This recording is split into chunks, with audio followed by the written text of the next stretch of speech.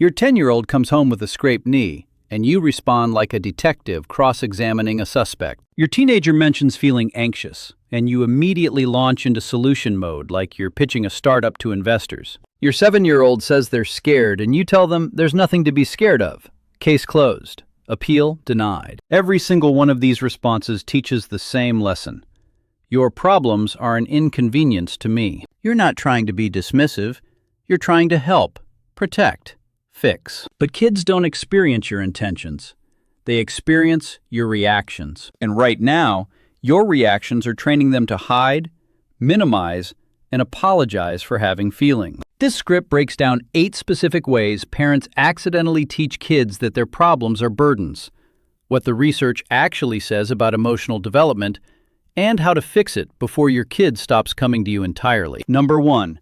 The immediate investigation. Your kid mentions they had a rough day at school, and before they finish the sentence, you're already conducting a full investigation. Who said what? What exactly happened? Why didn't you tell the teacher? What did you do? You're asking questions faster than a lawyer deposing a hostile witness. From your perspective, you're gathering information to help. You need context to intervene, to fix, to protect. But your kid hears, your feelings don't matter until I verify they're legitimate. They hear, I don't trust your experience. Prove to me this is worth my attention. Research from the University of California on emotional validation in childhood shows that children whose initial emotional expressions are met with interrogation rather than acknowledgement develop higher rates of emotional suppression and lower rates of help-seeking behavior. They learn that feelings require evidence, that emotions need defense attorneys. The consequence is kids who stop mentioning problems entirely because it's easier than the cross-examination. They'd rather handle it alone than face the interrogation. The fix is stupid simple. Match their energy first, investigate later. When they say it was rough, say, that sounds hard, and then shut up. Let them lead. If they want to elaborate, they will. If they don't, they'll remember you didn't make it feel like depositions. You're building trust by not making every problem feel like a court case where they're both the defendant and the witness. Number 2.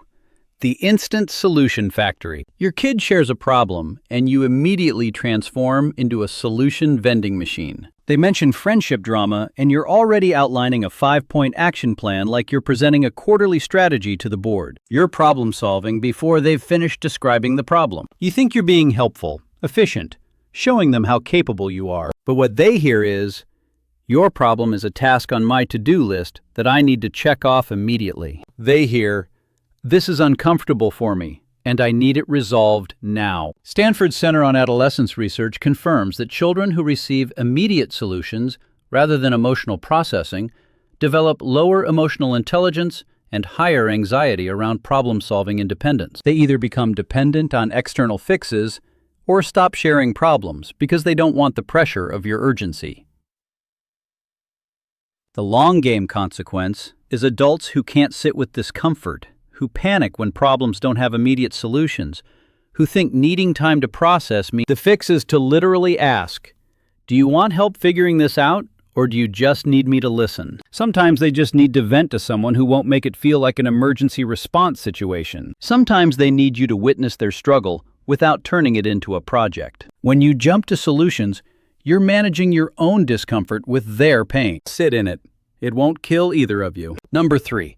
The comparison dismissal. Your kid expresses worry about something and you respond with, at least it's not, or you think that's bad when I was your age, or other kids have it way worse. You're trying to provide perspective, to show them their problem is manageable. What actually happens is you just told them their feelings are invalid because someone somewhere has bigger problems. Columbia University research on emotional development found that children who regularly receive comparative dismissals develop chronic guilt around their own struggles and significantly lower rates of emotional disclosure. They learn that pain is a competition and they don't qualify. They learn that unless their problem ranks in the top tier of human suffering, it doesn't deserve attention. The result is teenagers who apologize for being sad, who minimize their own depression because people are starving, who feel guilty for struggling when they have a good life. Quick favor from Sticko before we move on.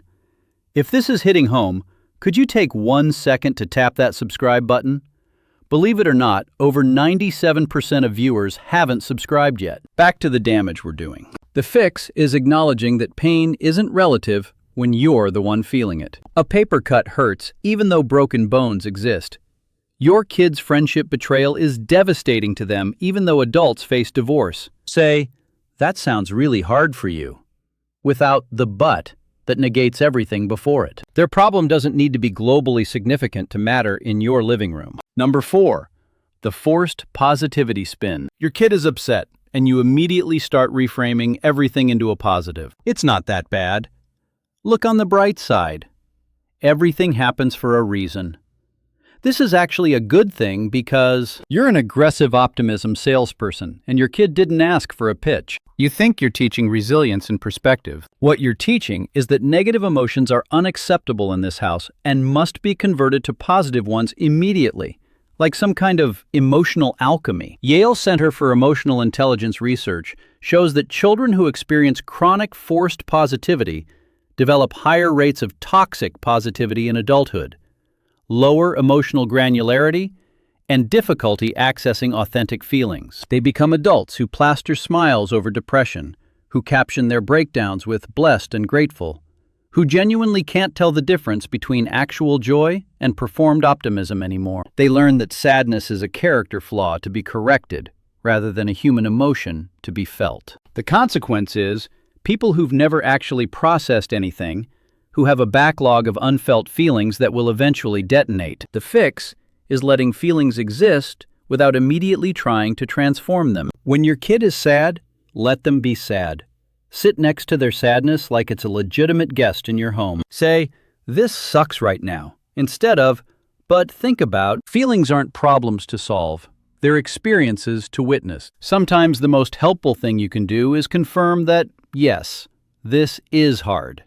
And that's okay. Number 5, the timeline pressure. Your kid is struggling with something, and you respond with, you'll get over it, or this won't matter in a year, or when you're older, you'll understand this wasn't a big deal. You're trying to provide perspective that their current crisis is temporary. What you're actually doing is telling them their present experience doesn't count, because it has an expiration date. Their pain right now is dismissed because future them will feel differently. Research from Northwestern University on emotional validation in adolescence confirms that children who receive timeline dismissals develop difficulty staying present with emotions, higher rates of emotional avoidance, and chronic minimization of their own experiences. They learn that how they feel today is less legitimate than how they might feel tomorrow. They learn to dismiss their own present-tense reality because it's not permanent. The long-term damage is adults who can't be present with any emotion because they're always fast-forwarding to when it'll be over. They can't enjoy good things because those are temporary too. They develop this weird relationship with time where the present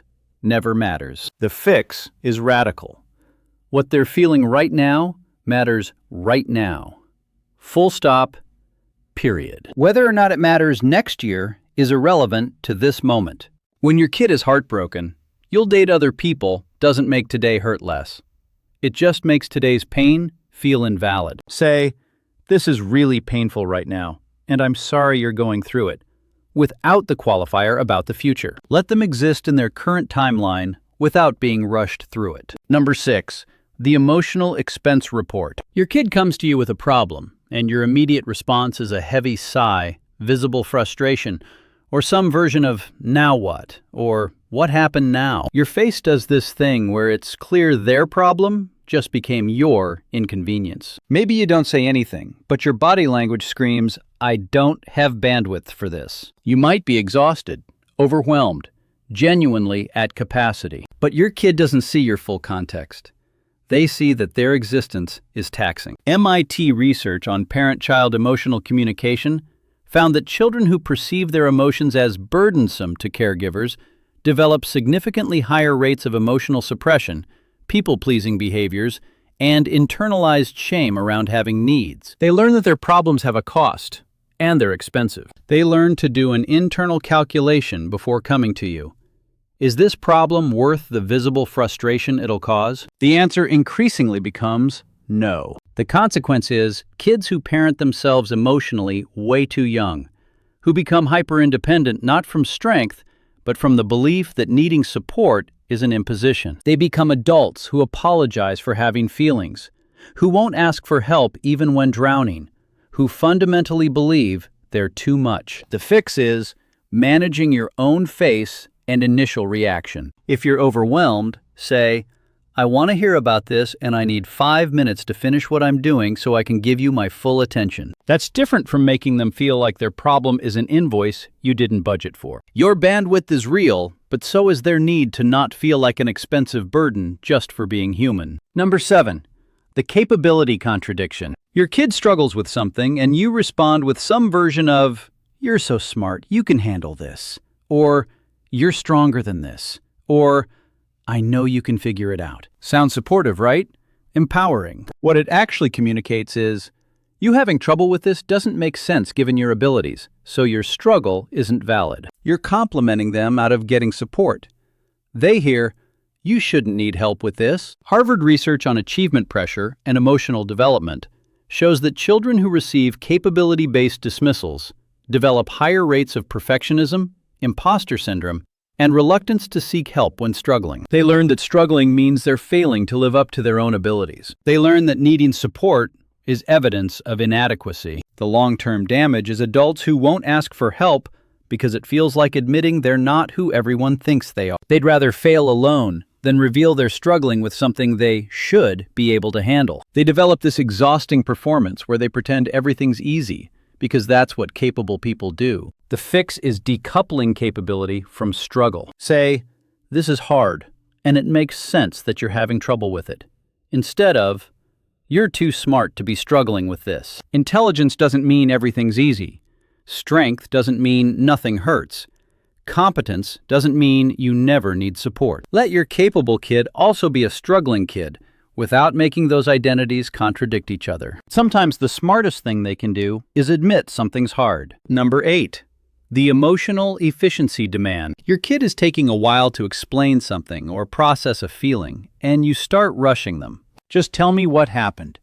Get to the point. What do you need from me? You're treating their emotional experience like a meeting that's running over. You want the executive summary, the bullet points, the actionable items. They're trying to process in real time, and you're asking them to file a report. University of Cambridge research on parent-child communication patterns confirms that children who experience rushed emotional processing develop higher rates of emotional confusion, difficulty identifying feelings, and preference for avoiding emotional conversations entirely. They learn that feelings need to be pre-packaged and efficiently delivered, or they're wasting your time. They learn that emotions should be brief, clear, and convenient. The consequence is people who can't access their own feelings because they never learn to sit with the messy, slow process of figuring out what they're actually feeling. They become adults who say, I'm fine, because explaining the actual emotional reality feels too inefficient for the world. They struggle in therapy because they expect feelings to arrive fully formed and labeled rather than requiring exploration. The fix is slowing down and letting emotional processing be inefficient. When your kid is trying to explain something and it's taking forever, that's the process. That's them figuring it out as they speak. Say, take your time, I'm listening, and actually mean it. Don't tap your foot or glance at your phone or give off any energy that suggests there's a countdown timer on their feelings. Sometimes the most important thing you can give them is unhurried attention to their messy, slow, non-linear emotional process. These responses don't make you a bad parent. They make you a human who's trying to help, using the tools you were probably given, which were mostly terrible. The instinct to investigate, solve, compare, reframe, rush, and efficiency manage comes from love, mixed with your own discomfort around pain you can't fix. But kids don't experience your good intentions. They experience your reactions. And your reactions are teaching them whether their internal world is welcome in your presence or something to be managed, minimized, and resolved as quickly as possible. The research across every institution is consistent. Kids who feel like their problems are burdens become adults who hide their struggles until they're catastrophic. They become people who don't call when they're struggling, who suffer silently, who fundamentally believe that needing support is evidence of being too much. The fix isn't perfection. You'll still accidentally dismiss things, rush conversations, and sigh at bad timing. What matters is the pattern. What matters is that more often than not, when your kid brings you their mess, your reaction says, "I'm glad you brought this to me," instead of, "Why are you bringing this to me?" Because whether your kid thinks their problems are welcome determines whether they'll keep bringing them to you. And that determines everything about your relationship and their relationship with their own internal life. Start now. The next time they bring you something, before you investigate or solve or compare or rush, just say, "Tell me about it," and actually listen like their feelings aren't an inconvenience, but the entire point.